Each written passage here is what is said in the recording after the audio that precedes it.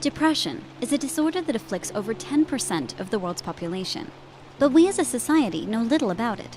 Stereotypes tell us that depressed people are weak, unless they happen to be a tortured artist. It can be difficult to understand depression because it's invisible. It's a disorder defined by thoughts, behaviors, and feelings, rather than obvious symptoms like vomiting, rashes, or fever. Mental health can be something of a touchy topic. We don't like to talk about it much. And as one psychiatrist explains, when we do, we don't talk about it well. Stigma still is a very big issue. It manifests itself in the ways that we think and talk about the mentally ill, and in the terms, the words that we use to describe them. For instance? Wacko, psycho, cray-cray.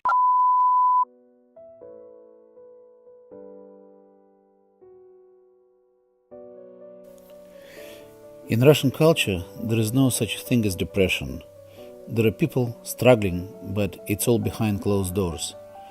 There is no conversation about such a topic. Instead, you were told that you needed to simply change your mentality, or that my father often said he would beat the depression out of me. If an individual were to ever discuss being depressed in a more social setting, that person was often sent to psychiatric facilities and labeled as people with an issue.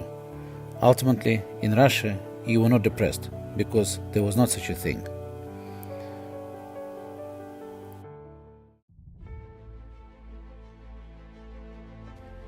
In the US, 6.7% of adults in the country have depression compared to Russia's 20%.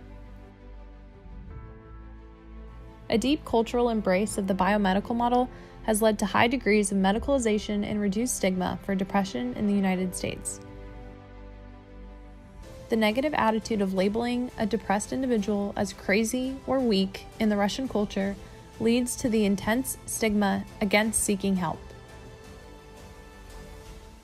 For example, in 2016, Russia spent $30 million on depressants compared to the US's $9.6 billion spent.